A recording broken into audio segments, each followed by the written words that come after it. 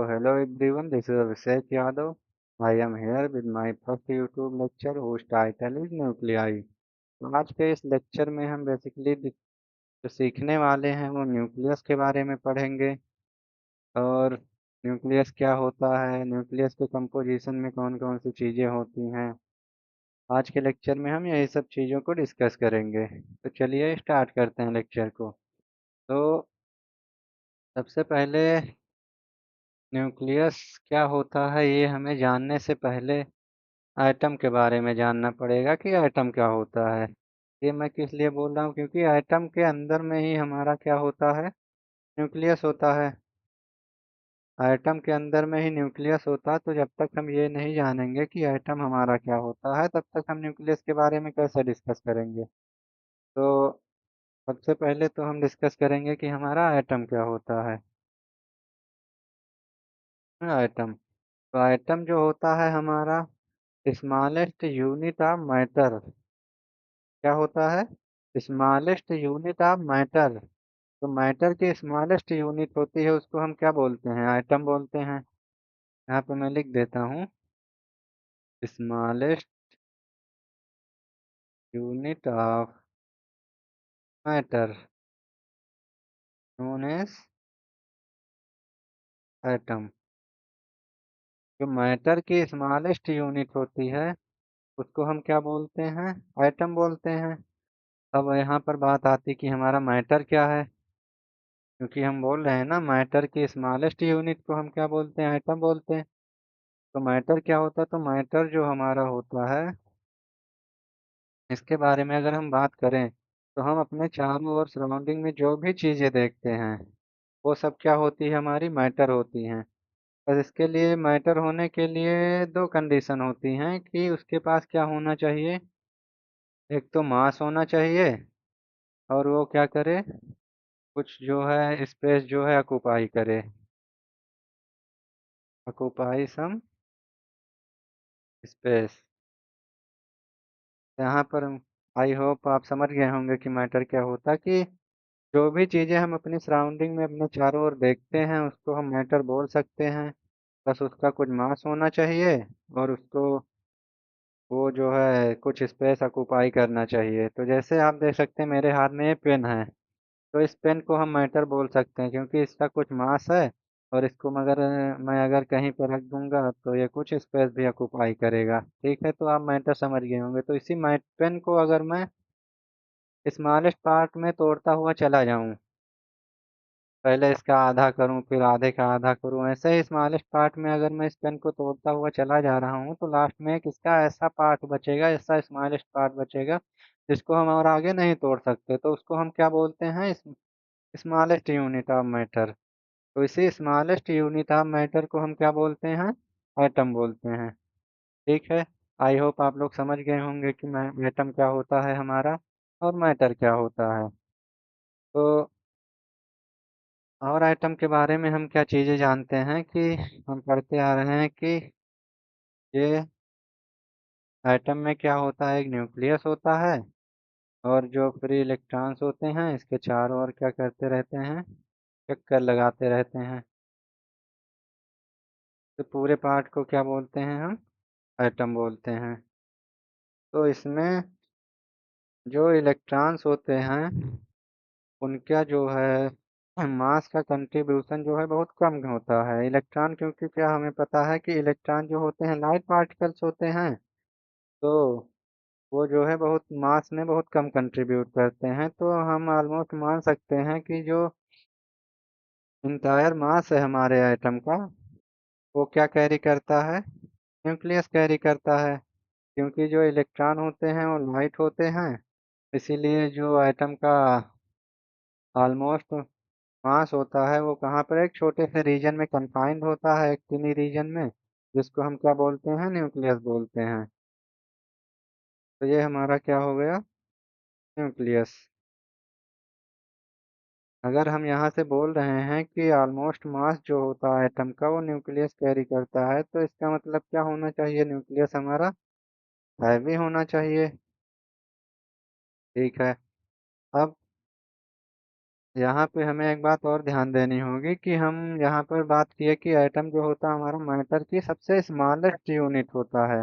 अगर एटम हमारा मैटर की सबसे स्मॉलेस्ट यूनिट होता है और न्यूक्लियस क्या हो गया हमारा एटम के अंदर पाया जा रहा है, तो आप समझ सकते हैं कि हमारा न्यूक्लियस कितना छोटा होगा। क्योंकि एटम हमारा पहले से ही स्मॉलेस्ट यूनिट है मैटर का और उसके अंदर न्यूक्लियस पाया जा रहा है। तो अगर इनके साइज की बात करें हम यहाँ पे साइज की बात करें तो जो हमारा एटम का साइज होता है, यहाँ पे हम साइज के बारे में बात करेंगे। एटम का जो साइज होता है वो हमारा होता है अप्रोक्सीमेट 10⁻⁻10 मीटर के अराउंड। और जो एटम का साइज हमारा 10⁻⁻10 मीटर के अराउंड हो गया, तो हमारा न्यूक्लियस का जो साइज है इससे स्मॉल ही होना चाहिए, क्योंकि एटम के अंदर पाया जा रहा हमारा न्यूक्लियस। तो ये क्या हो गया 10⁻⁻15 मीटर के अराउंड होता है। तो न्यूक्लियस जो होता है हमारा बहुत ही स्मॉल साइज का होता है, इसीलिए इसको जो है हम एक स्पेशल यूनिट से रिप्रेजेंट करते हैं। स्पेशल यूनिट का यूज करते हैं इसको रिप्रेजेंट करने के लिए, जिसको हम क्या बोलते हैं, फर्मी बोलते हैं। जिसको कैसे डिनोट करते हैं, एफएम से। तो एक फर्मी हमारा क्या होता है, एक फर्मी हमारा होता है 10⁻⁻15 मीटर के बराबर। एक फर्मी हमारा कितना होता है 10⁻⁻15 मीटर के बराबर। और इस एफएम को हम और क्या बोल सकते हैं, तो बोलते हैं फेम्टोमीटर। फेम्टोमीटर। तो यहाँ पर हमने देखा कि एटम का जो है साइज है वो कितना है 10⁻⁻10 मीटर है। और न्यूक्लियस का जो साइज है वो हमारा 10⁻⁻15 मीटर है। तो यहाँ से हम कह सकते हैं कि जो हमारा न्यूक्लियस होता है कि वो 10⁵ स्मॉलर देन एटम होता है। क्योंकि यहाँ पे साइड लिखी हुई है, यहाँ से अगर हम देखें तो न्यूक्लियस हमारा क्या हो जाएगा, nucleus is 10⁵ times smaller than इससे एटम से। ठीक है। तो अभी तक हमने देखा कि न्यूक्लियस क्या है, न्यूक्लियस के बारे में मैंने थोड़ा बहुत जानकारी आप लोगों को दी, उसके साइज के बारे में बताया, और एटम के बारे में भी हमने बहुत कुछ सीखा। और एटम और न्यूक्लियस के साइज में हमने कंपेयर भी किया, जहाँ से हमें पता चला कि जो न्यूक्लियस का साइज होता है वो एटम के कंपैरिजन में बहुत ही स्मॉल होता है। तो अभी हम न्यूक्लियस के बारे में बातें तो कर रहे हैं, पर न्यूक्लियस का कॉन्सेप्ट आया कैसे इसके बारे में अभी हम डिस्कस करने जा रहे हैं। तो न्यूक्लियस का कॉन्सेप्ट जो है साइंटिस्ट रदरफोर्ड ने दिया। किसने दिया, रदरफोर्ड ने। रदरफोर्ड ने 1911 में एक न्यूक्लियस का कॉन्सेप्ट दिया। उन्होंने इस कॉन्सेप्ट को देने के लिए एक एक्सपेरिमेंट किया, जिसमें उन्होंने लगभग 20,000 अल्फा पार्टिकल जिनकी एनर्जी 4 से 5 मेगा इलेक्ट्रॉन वोल्ट की थी, उन उसको एक गोल्ड फॉयल पे इंसिडेंट करवाया। तो उन्होंने देखा कि वहां से कुछ अल्फा पार्टिकल हमारे जो थे वो बिना डेविएट हुए सीधे निकल जा रहे हैं। कुछ अल्फा पार्टिकल्स जो थे उसमें से वो डिफरेंट डिफरेंट एंगल पे डेविएट हो रहे हैं, स्कैटर्ड हो रहे थे। और उसमें से एक पार्टिकल उन्होंने देखा कि स्कैटर्ड होके बैकवर्ड आ गया। तब वहां से उन्होंने जो है न्यूक्लियस का कॉन्सेप्ट दिया। तो रदरफोर्ड ने किया क्या कि 20,000 अल्फा पार्टिकल्स को लिए। अल्फा पार्टिकल्स, अल्फा पार्टिकल्स होता क्या है, उसको हम 2 हीलियम 4 से रिप्रेजेंट करते हैं, जिसकी एनर्जी कितनी थी,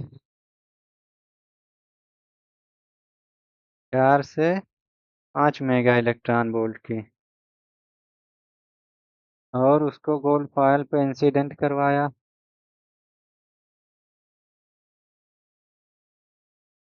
गोल्ड फॉयल पे इंसिडेंट करवाया। तब उन्होंने ऑब्जर्व किया कि जैसे ये हमारा अल्फा पार्टिकल इमीटर हो गया, ये हमारा क्या हो गया, अल्फा पार्टिकल मीटर। यहाँ से हमारे अल्फा पार्टिकल इमिट होके आ रहे हैं। यहाँ पे हमारी गोल्ड फॉयल रखी हुई है। ये अंदर, ये हमारी क्या हो गई, gold foil. Alpha particle emitter से हमारा जो है अल्फा पार्टिकल इमिट होकर आए, इससे टकराए, तो उन्होंने देखा कि कुछ डिफरेंट डिफरेंट एंगल पे जो है डेविएट हो रहे हैं, कुछ बिना डेविएट हुए सीधे निकल जा रहे हैं। तो ऐसे करके उन्होंने एक्सपेरिमेंट किया अपना, कुछ इस तरीके का अरेंजमेंट बनाया होगा उन्होंने अपना। तो उन्होंने देखा कि 20,000 अल्फा पार्टिकल्स में से एक अल्फा पार्टिकल जो स्कैटर्ड होके वो बैकवर्ड जा रहा है, इधर से गया और टकरा के ऐसे आ गया वापस से। तो यहाँ से उन्होंने न्यूक्लियस का कॉन्सेप्ट बताया कि एटम के अंदर कुछ तो है जिसकी वजह से वो अल्फा पार्टिकल जो है टकरा के वापस आ रहा है, उसको उसके आर पार नहीं जा रहा है। तो उन्होंने क्या कंक्लूजन दिया, तो यहाँ से उन्होंने एक कंक्लूजन दिया जो कि न्यूक्लियस के डिफिनेशन के रूप में भी हम यूज कर सकते हैं। क्या दिया कि there is a small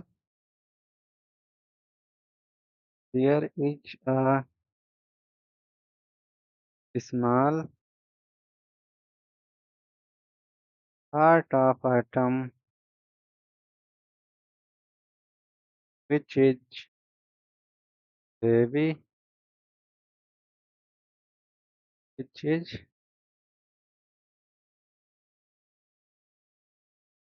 heavy and highly dense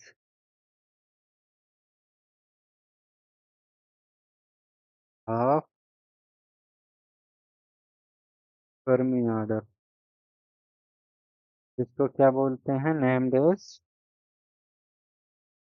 nucleus.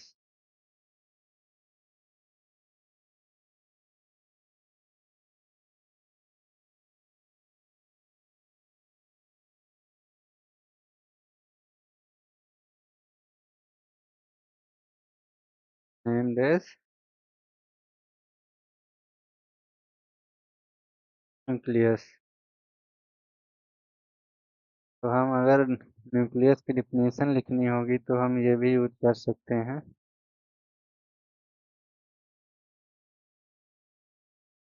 There is a small, तो उन्होंने क्या कंक्लूजन दिया कि एटम के अंदर में कोई हमारा क्या है, स्मॉल पार्ट है एटम के अंदर में, which is heavy and highly dense, जो कि हैवी है और क्या है, हाईली हाई डेंसिटी है वहाँ पे। और वो डेंसिटी अभी मैंने बताया था कि बहुत ही स्मॉल रीजन में होती है। स्मॉल रीजन होता है, इसको हम किससे, फर्मी ऑर्डर में मेजर करते हैं, इसीलिए तो उसको क्या बोलते हैं, न्यूक्लियस बोलते हैं। ठीक है, तो यहाँ से हमारा न्यूक्लियस का कॉन्सेप्ट आ गया। ठीक है, अब इसके बाद जो है अगर हम न्यूक्लियस के कंपोजिशन के बारे में बात करें, तो न्यूक्लियस के कंपोजिशन में क्या क्या चीज़ें आ जाएंगी। तो यहाँ तक आपको समझ में आई हो, तो आपको समझ में आ गया होगा कि न्यूक्लियस का कॉन्सेप्ट कहाँ से आया, रदरफोर्ड ने कैसे एक्सपेरिमेंट किया और न्यूक्लियस का कॉन्सेप्ट दिया उन्होंने। उसके बाद में हमारा, अगर न्यूक्लियस की कंपोजिशन के बारे में बात करें, कंपोजिशन ऑफ न्यूक्लियस, न्यूक्लियस के कंपोजिशन के बारे में अगर हम बात करें, तो न्यूट्रॉन के खोजे जाने से पहले, जब तक कि न्यूट्रॉन की डिस्कवरी नहीं हुई थी, लोग ऐसा मान के चल रहे थे कि जो है न्यूक्लियस के अंदर में हमारे प्रोटॉन और इलेक्ट्रॉन होते हैं। इससे पहले लोग यही मान के चल रहे थे जो हमारा न्यूक्लियस होता है, जैसे ये अगर हमारा न्यूक्लियस हो गया, ये छोटा सा पार्ट, तो इसके अंदर लोग मान के चल रहे थे कि इलेक्ट्रॉन और प्रोटॉन जो है हमारे न्यूक्लियस के अंदर पाए जाते हैं। कब तक मान के ऐसा चल रहे थे, before discovery of neutron, before discovery of neutron. तो बट बाद में पता चला कि न्यूक्लियस के अंदर एग्जिस्ट करने के लिए जो है वो ज़्यादा एनर्जी की रिक्वायर्ड होती है, जबकि जो एटम के इलेक्ट्रॉन्स होते हैं उनकी एनर्जी इलेक्ट्रॉन वोल्ट ऑर्डर की होती है। मगर अगर उनको न्यूक्लियस के अंदर में रहना है तो उनकी एनर्जी जो है बहुत ज़्यादा होनी चाहिए, मेगा इलेक्ट्रॉन वोल्ट ऑर्डर की। मेगा इलेक्ट्रॉन वोल्ट ऑर्डर की एनर्जी चाहिए, एनर्जी, अगर उनको न्यूक्लियस में रहना है तो। उसके बाद में ये क्या हुआ, ये थ्योरी हमारी फेल्ड हो गई। इसको हम प्रोटॉन इलेक्ट्रॉन हाइपोथेसिस के नाम से भी जानते हैं। बट आप इतना समझ लीजिए कि पहले न्यूट्रॉन की डिस्कवरी से पहले लोग यही मान के चलते थे कि जो हमारा न्यूक्लियस है उसके अंदर इलेक्ट्रॉन और प्रोटॉन पाया जाता है। बट बाद में फर्दर स्टडीज से ये पता चला हमको कि न्यूक्लियस के अंदर इलेक्ट्रॉन एग्जिस्ट नहीं कर सकता, क्योंकि इलेक्ट्रॉन के पास जो एनर्जी होती है हमारी, वो इलेक्ट्रॉन, जो एटम के इलेक्ट्रॉन होते हैं वो इलेक्ट्रॉन वोल्ट की एनर्जी कैरी करते हैं। पर न्यूक्लियस के अंदर जो है एग्जिस्ट करने के लिए हमें मेगा इलेक्ट्रॉन वोल्ट की एनर्जी चाहिए। तो इलेक्ट्रॉन हमारा, यहाँ से क्या पता चला कि इलेक्ट्रॉन हमारा न्यूक्लियस के अंदर नहीं एग्जिस्ट कर सकता। उसके बाद हमारे एक साइंटिस्ट आए जिनका नाम था चैडविक।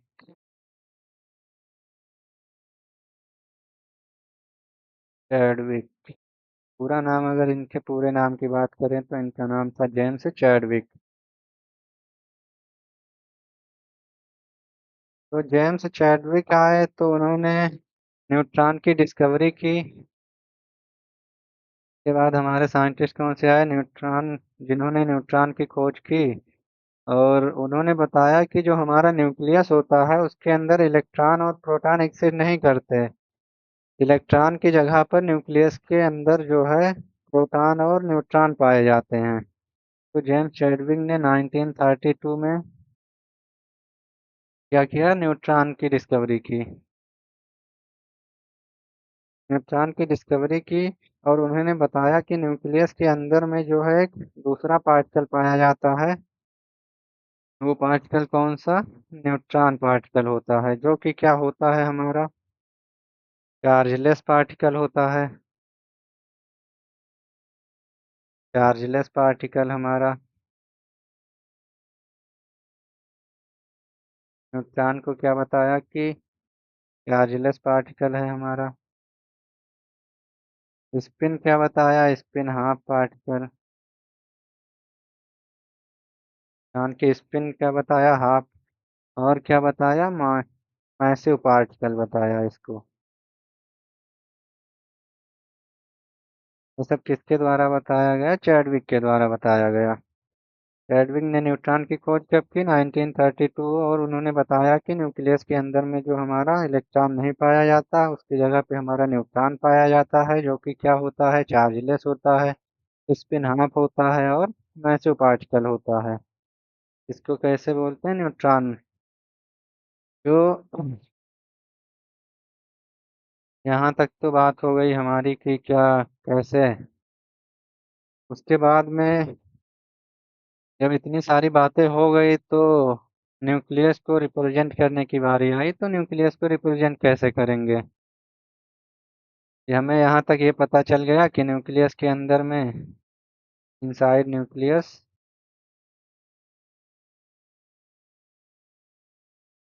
क्या क्या होता है हमारा न्यूक्लियस के इनसाइड। एक तो होता है हमारा प्रोटॉन और न्यूट्रॉन। और इलेक्ट्रॉन जो होते हैं उसके चारों ओर क्या करते हैं, चक्कर लगाते रहते हैं। यहाँ तक हमको ये पता चल गया। तो और न्यूक्लियस को हम रिप्रेजेंट कैसे करते हैं, न्यूक्लियस को रिप्रेजेंट करेंगे,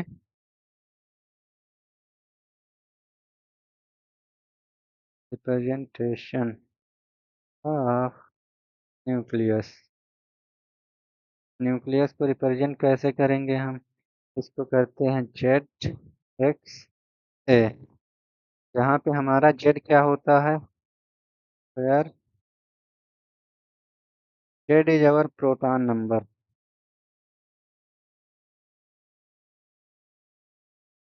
प्रोटॉन नंबर। या फिर इसको हम और क्या बोलते हैं, एटॉमिक नंबर।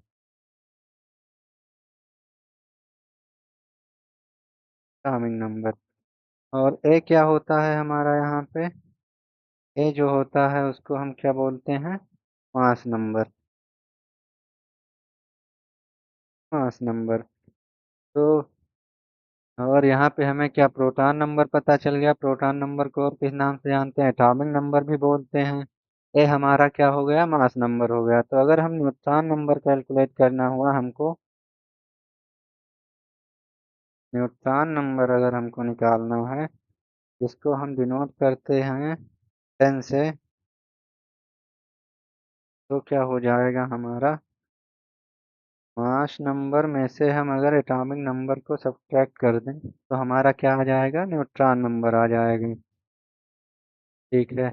यहाँ से हमें क्या पता चलता है? यहाँ से हम क्या लिख सकते हैं कि अगर हमको मास नंबर निकालना हुआ तो हम इसको क्या कर देंगे? इस इक्वेशन को मॉडिफाई कर देंगे, एन प्लस जेड हो जाएगा। ये हमारा क्या हो जाएगा? मास नंबर हो जाएगा। ठीक है। तो यहाँ पे हमने क्या डिस्कस किया कि न्यूक्लियस को हम कैसे रिप्रेजेंट करते हैं। तो उसके लिए एक ये ले लिया, जेड एक्सेस। जेड एक्सेस से हम न्यूक्लियस को रिप्रेजेंट कर रहे हैं। यहाँ पे जेड हमारे क्या हो गया? प्रोटॉन नंबर हो गया। इसको हम एटॉमिक नंबर के नाम से भी जानते हैं। ए हमारा मास नंबर हो गया। और ये सारी चीज़ें पता होने के बाद अगर हमको न्यूट्रॉन नंबर कैलकुलेट करना है तो हम मास नंबर में से अगर हम अपना प्रोटॉन नंबर या फिर एटॉमिक नंबर को सब्ट्रैक्ट कर देंगे तो हमारा न्यूट्रॉन नंबर आ जाएगा। और यहीं से हम मास नंबर भी कैलकुलेट कर सकते हैं। कैसे? न्यूट्रॉन और एटॉमिक नंबर को ऐड करके। इसके बाद हम आते हैं कहाँ पे? टाइप्स ऑफ न्यूक्लियस के बारे में पढ़ेंगे। Types of nucleus. अगर न्यूक्लियस के टाइप के बारे में हम बात करें तो उसमें नंबर एक पे आता है हमारा क्या? नंबर एक पे आता है हमारा आइसोटोप। नंबर दो पे हमारा क्या आता है? आइसोटोन। नंबर तीन पे हमारा क्या आता है? आइसोबार। तो एक एक करके अभी हम डिस्कस करेंगे। टाइप ऑफ न्यूक्लियस में हम तीन चीजें डिस्कस करेंगे, आइसोटोप, आइसोटोन और आइसोबार। तो ये तीन चीजें हम डिस्कस करेंगे। अभी एक एक करके हम डिस्कस करते हैं इसमें। तो हमारा पहला क्या हो गया? आइसोटोप। आइसोटोप हमारा क्या आता है होता है? आइसोटोप हमारा होता है कि the nucleus which have same proton number. उनको हम क्या बोलते हैं? आइसोटोप बोलते हैं। कि the nucleus which have same proton number known as isotopes. यानी कि अगर हम सिंपल लैंग्वेज में समझने की कोशिश करें कि ऐसे न्यूक्लियस जिनमें जो है प्रोटॉन का नंबर सेम होता है उनको हम क्या बोलते हैं? आइसोटोप बोलते हैं।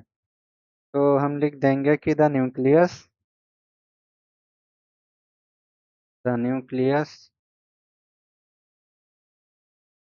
which have same proton number, same proton number. तो इनको हम क्या बोलते हैं? आइसोटोप बोलते हैं। एग्जाम्पल की अगर हम बात कर लें, क्या होता है हमारा? 6C10, 6C11, 6C12, 6C13। ये सारे हमारे किसके आइसोटोप होते हैं? कार्बन के आइसोटोप्स हैं। किसके? Isotopes of carbon. ये जितने भी आइसोटोप मैंने आपको यहाँ पे लिखाए हैं ये सारे कार्बन के आइसोटोप हैं। और यहाँ पे इसकी डिफिनेशन में हमने देखा कि the nucleus which have same proton number. Same proton number, अब इसके एग्जांपल में हम देख सकते हैं कि 6C10, 6C11, 6C12, 6C13 सभी में जो है हमारा प्रोटॉन नंबर जो क्या होता है, अभी मैंने न्यूक्लियस को जो है रिप्रेजेंट करके बताया था कि जेड एक्सेस से रिप्रेजेंट करते हैं। वहाँ पे हमारा ये जेड क्या होता है? प्रोटॉन नंबर होता है। तो यहाँ पर हम देख सकते हैं कि ये है, मैंने क्या लिखा, 6C10, 6C11 लिखा है मैंने। तो यहाँ पे ये जो सिक्स हमारा क्या हो गया, प्रोटॉन नंबर, जिसको किससे रिप्रेजेंट करते हैं, जेड से। ये भी हमारा प्रोटॉन नंबर हो गया, ये भी हमारा प्रोटॉन नंबर हो गया। तो इसके सारे के जो प्रोटॉन नंबर्स हैं हम देख सकते हैं यहाँ पे कितने हैं, सिक्स है, यानी कि सभी में प्रोटॉन नंबर सेम है। तो ये हमारा क्या हो गया, आइसोटोप।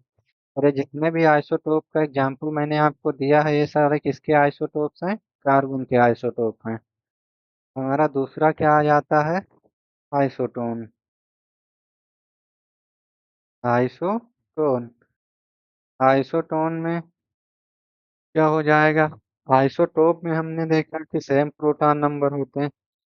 आइसोटोन में क्या हो जाएगा हमारा कि जो द न्यूक्लियस विच है सेम न्यूट्रॉन नंबर, तो हमारा क्या हो जाएगा, आइसोटोन हो जाएगा। न्यूक्लियस, ऐसा न्यूक्लियस जिसमें न्यूट्रॉन नंबर क्या हो जाएंगे, सेम हो जाएंगे। The nucleus, the nucleus which है same neutron number, same neutron number, वो क्या हो जाएंगे हमारे, आइसोटोन्स हो जाएंगे। अगर एग्जाम्पल की बात कर लें हम, तो क्या हो जाएगा, 6C13, 7N14, ये हमारे एग्जाम्पल हो जाएंगे। दूसरा एग्जाम्पल की अगर हम बात करें, तो क्या हो जाएगा, 7N15, 8 to 16।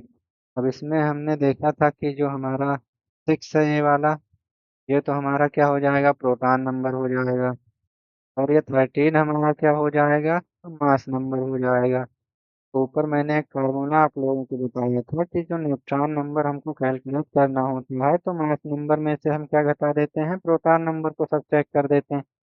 तो यहाँ पर अगर हमको न्यूट्रॉन नंबर निकालना है, तो मास नंबर में से हम प्रोटॉन नंबर, या जिसको एटॉमिक नंबर भी बोलते हैं, इसको अगर हम सब्ट्रैक्ट कर देंगे तो हमारा क्या आ जाएगा, न्यूट्रॉन नंबर आ जाएगा। तो यहाँ से देखते हैं हमारा न्यूट्रॉन नंबर क्या आएगा। अगर ये हम पहले एग्जाम्पल की बात करें, तो इसमें हमारा क्या है, सिक्स। सिक्स तो हमारा क्या है, प्रोटॉन नंबर है। और मास नंबर हमारा कितना है, यहाँ पे 13 है ये वाला। 13 - 6 कितना आ जाएगा, न्यूट्रॉन नंबर हमारा आ जाएगा 7। इसमें भी अब हमको देखना होगा, क्योंकि सेम सभी में सेम न्यूट्रॉन नंबर आना चाहिए। तो इसमें न्यूट्रॉन नंबर हमारा आया 7, और इसमें हमारा न्यूट्रॉन नंबर कितना आ जाएगा, अगर देखें तो 14 - 7। इसमें भी कितना आ गया, 7, यानी कि इसमें भी जो हमारा न्यूट्रॉन नंबर आया वो कितना आया, 7। तो यहाँ से हम देख सकते हैं कि दोनों में जो हमारा न्यूट्रॉन नंबर आया है, दोनों में 7 7 आया है। इसीलिए ये हमारा क्या हो गया, आइसोटोन हो गया। अगर आप लोगों को ये एग्जाम्पल चेक करना हो, तो ये एग्जाम्पल भी आप चेक कर सकते हैं। यहाँ पे हमारा जो न्यूट्रॉन नंबर होगा क्या होगा, 15 - 7 कितना आएगा, 8 आएगा। इसमें हम देखें अगर न्यूट्रॉन नंबर कितना आएगा, तो 16 - 8 कितना आएगा, 8। यहाँ पर भी दोनों न्यूट्रॉन नंबर क्या आ रहे हैं, 8 के इक्वल आ रहे हैं, यानी दोनों का न्यूट्रॉन नंबर सेम है, इसीलिए हमारे आइसोटोन हो गए। ठीक है। अब बचा हमारा क्या, लास्ट में क्या बचा हमारा, आइसोबार। तो लास्ट में हमारा क्या है, तीसरा क्या, आइसो बार। आइसो बार में क्या हो जाएगा, द न्यूक्लियस विच है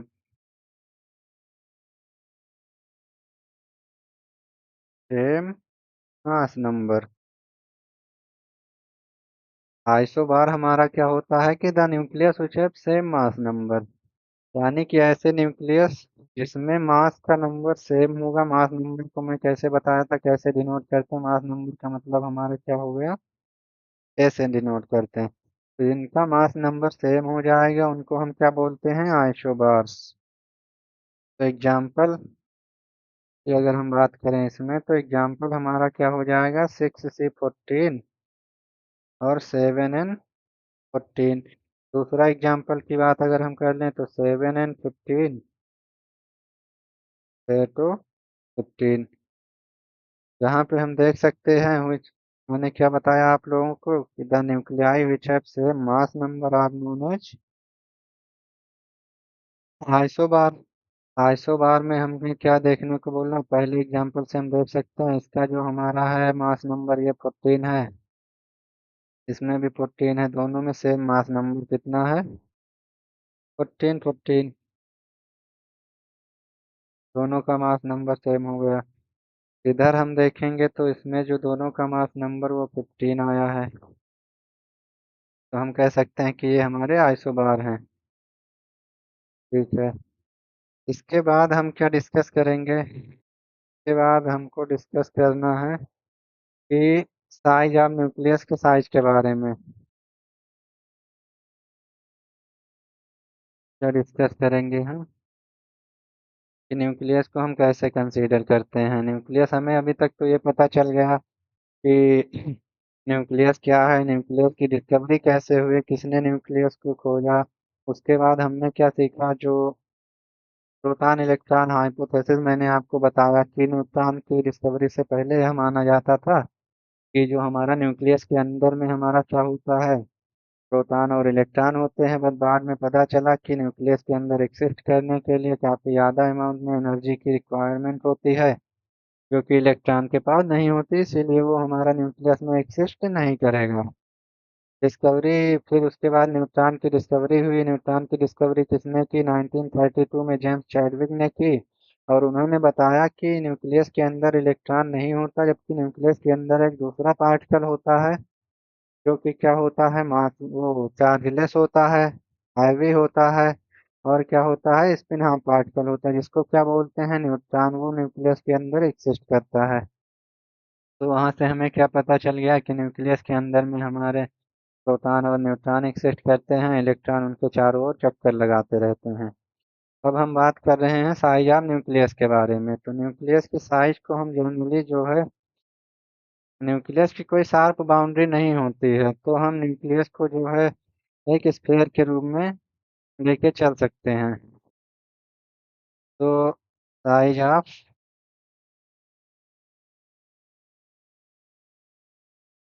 साइज ऑफ न्यूक्लियस क्या होता है कि जो न्यूक्लियाई होता है उसके पास में उसकी कोई शार्प बाउंड्री नहीं होती है। तो न्यूक्लियस को हम क्या कंसीडर लेके चलते हैं कि एक स्फीयर कंसीडर करके चलते हैं, जिसमें क्या होता है, हाई यूनिफॉर्म डेंसिटी होती है। तो लेट कंसीडर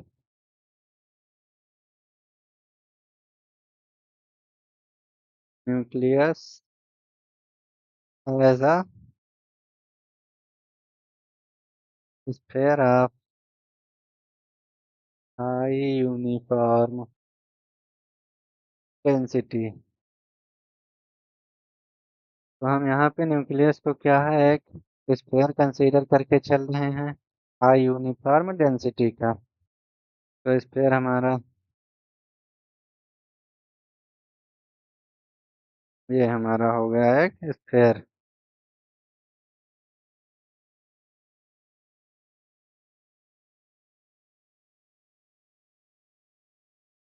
तो यहाँ पर जो है कि बाउंड्री अगर हम मान लें क्या, न्यूक्लियस का रेडियस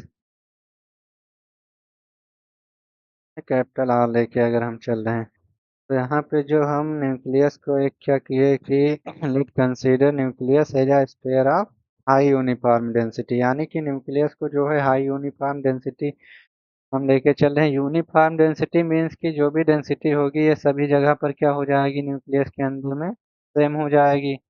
यानी कि हम डेंसिटी को यूनिफॉर्म लेके चल रहे हैं, यूनिफॉर्म लेके चल रहे हैं, यानी कि डेंसिटी चाहे न्यूक्लियस के अंदर जहाँ पर भी देखेंगे तो क्या हो जाएगी, सेम रहेगी। तो यानी कि डेंसिटी को हम क्या मान सकते हैं, कांस्टेंट मान सकते हैं। ठीक है। और हमको क्या पता है दूसरा फार्मूला, कि हमारी जो डेंसिटी इक्वल टू क्या होती है, मास अपान वॉल्यूम होती है। मास अपान वॉल्यूम होती है। तो अगर हमारा यहाँ पर यूनिफॉर्म डेंसिटी है जिसको हम कांस्टेंट कांस्टेंट मान के चल रहे हैं, तो यहाँ से हम क्या बोल सकते हैं कि हमारा वॉल्यूम जो है डायरेक्टली प्रोपोर्शनल टू मास के। तो यहाँ पर हम न्यूक्लियस को एक तो क्या मान वॉल्यूम क्या हो जाएगा न्यूक्लियस का, न्यूक्लियस को हम क्या कंसीडर करके चल रहे हैं, एक स्फीयर कंसीडर करके चल रहे हैं। तो स्फीयर का जो वॉल्यूम होता है वही न्यूक्लियस के वॉल्यूम के बराबर हो जाएगा, 4/3 πr³ प्रोपोर्शनल टू मास। अब हमें क्या कंसीडर करना, न्यूक्लियस का मास अगर लेके चलना है तो mass of one nucleon into number of nucleon. यहाँ से मैंने एक वर्ड यूज किया है क्या, न्यूक्लियन। तो इससे पहले मैं आपको बता देता हूँ कि न्यूक्लियन जो हमारा होता है, न्यूक्लियन किसको बोलते हैं। यहाँ पे आप समझ लीजिए, न्यूक्लियन जो होता है उसमें एक कंबाइन होता है, किसका किसका कॉम्बिनेशन होता है, combination of proton and neutron. अभी मैंने ऊपर डिस्कस किया था आप लोगों से कि जो हमारा न्यूक्लियस होता है उसके अंदर क्या पाया जाता है, प्रोटॉन पाया जाता है और न्यूट्रॉन पाया जाता है। तो दोनों को अलग अलग बोलने की बजाय एक हम शॉर्ट फॉर्म कह सकते हैं, कंबाइन फॉर्म में बोलते हैं उसको, न्यूक्लियन बोलते हैं। क्या बोलते हैं, न्यूक्लियन बोलते हैं। समझ गए होंगे आप लोग न्यूक्लियन क्या होता है, combination of proton and neutron. तो वॉल्यूम यहाँ से मैंने क्या कर दिया, मास के मास हमें निकालना है, तो मास ऑफ अगर हम क्या कर दें, एक न्यूक्लियन का मास ले लें और उसको नंबर ऑफ न्यूक्लियन से गुणा कर दें, तो मल्टीप्लाई कर दें, तो हमारा जो है टोटल मास निकल आएगा न्यूक्लियस का। न्यूक्लियस का मास निकालने के लिए मैंने यहाँ पर क्या किया कि मास ऑफ वन न्यूक्लियन का मास मैंने लिया और वहाँ पे जितने भी न्यूक्लियन हैं उनसे मल्टीप्लाई कर दिया, तो हमारा टोटल मास आ जाएगा। ठीक है, तो यहाँ पर एक वैल्यू आती है, वो लगभग कितनी, 1.6 इंटू 10⁻7 किलोग्राम एक न्यूक्लियन का मास होता है। और नंबर ऑफ न्यूक्लियन हमारा ए से डिनोट कर दिया मैंने, ये हमारा ए होगा ऐसे, क्योंकि एक न्यूक्लियन का मास क्या हो गया हमारा इतना, 1.6 इंटू 10⁻27 किलोग्राम, और नंबर ऑफ न्यूक्लियन से मैंने मल्टीप्लाई कर दिया। और यहाँ से बस सॉल्व करने के बाद हमको क्या मिलेगा, ये वैल्यू कांस्टेंट वैल्यू जो है हमारी इतनी, इसको मैं इधर भेज के अगर मैं सॉल्व करूँगा तो वहाँ से हमें क्या मिला कि r³ जो है हमारा a⁻1/3 के प्रोपोर्शनल होता है। यहाँ से मैं ये बोल सकता हूँ कि r इक्वल टू क्या हो जाएगा, ओ, यहाँ से हमारा r किसके प्रोपोर्शनल आएगा, अगर मैं कांस्टेंट वैल्यू उधर सॉल्व करके उधर भेज दूँ तो r हमारा आएगा a⁻1/3 के प्रोपोर्शनल।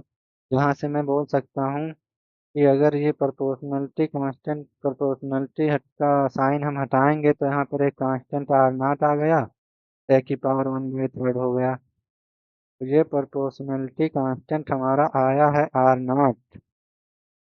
तो r0 हमारा जो आया इसकी वैल्यू 1.2 फर्मी के अराउंड होती है। ये हमारा क्या है, फर्मी। इसको अभी मैंने आपको ऊपर में समझाया था कि न्यूक्लियस का जो साइज होता बहुत ही छोटा होता है, जिसको फर्मी रेंज में हम रिप्रेजेंट करते हैं। तो यहाँ से आ गया हमारा r0 का आ गया 1.2 फर्मी। उसके बाद हम अगर डेंसिटी के बारे में बात करें न्यूक्लियस के, तो एक तो चीज़ आएगी हमारी नंबर डेंसिटी, और दूसरी क्या आएगी हमारी मास डेंसिटी। ये जो फार्मूला आया है हमारा r=r0 a⁻1/3, यहाँ पर हमारा क्या, ये फार्मूला बहुत ही इम्पोर्टेंट फार्मूला होने वाली है, क्योंकि बहुत सारे ने इसमें से रखते हैं। इससे इस पे भी बहुत सारे न्यूमेरिकल पूछे जाते हैं जो एंट्रेंस एग्जाम वगैरह होते हैं।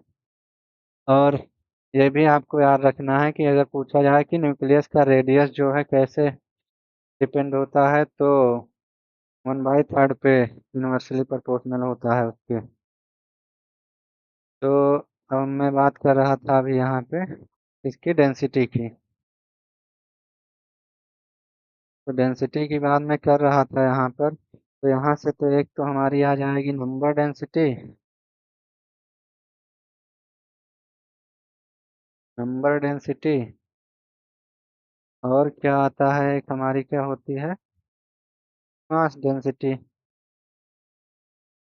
इसका डेरिवेशन हम लोग नहीं करेंगे, इसको हम समझ लेते हैं। ऐसे है कि जो नंबर डेंसिटी होती है क्या होती है, number of nucleons per unit volume. Number density हमारी क्या होती है, नंबर ऑफ न्यूक्लियॉन्स, हमारी क्या होती है, नंबर ऑफ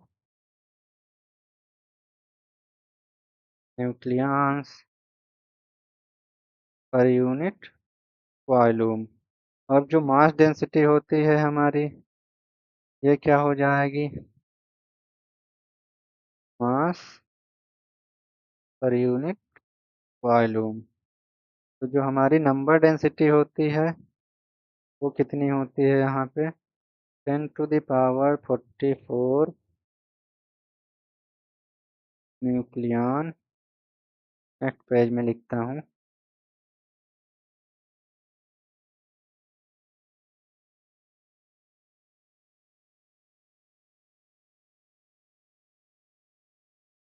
वहां से मैं हमने क्या देखा कि जो डेंसिटी की बात की हमने, डेंसिटी हमारी दो टाइप की आई। एक तो आ गई नंबर डेंसिटी और एक आ गई हमारी मास डेंसिटी। नंबर डेंसिटी क्या हो गई, number of nucleus per unit volume. तो नंबर डेंसिटी हमारी कितनी,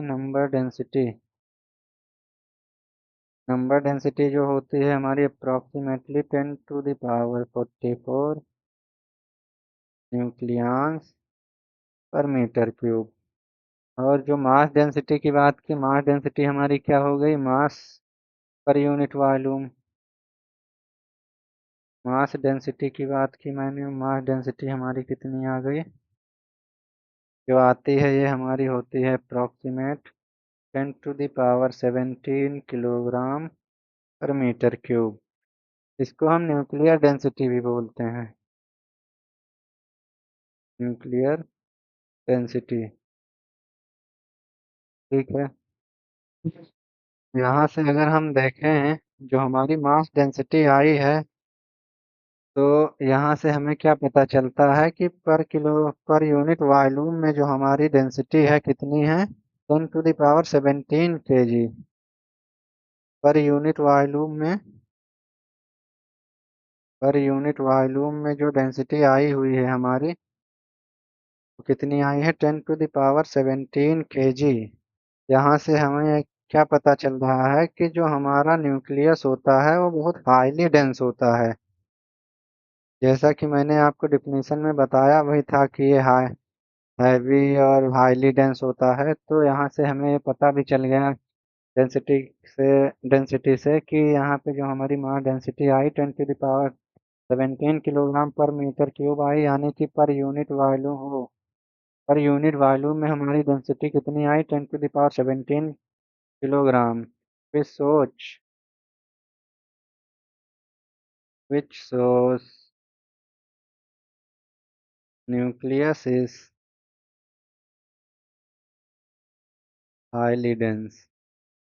यहाँ से हमें क्या पता चल गया कि न्यूक्लियस हमारा बहुत ही हाईली डेंस होता है। तो आज का लेक्चर यहीं पे एंड करते हैं।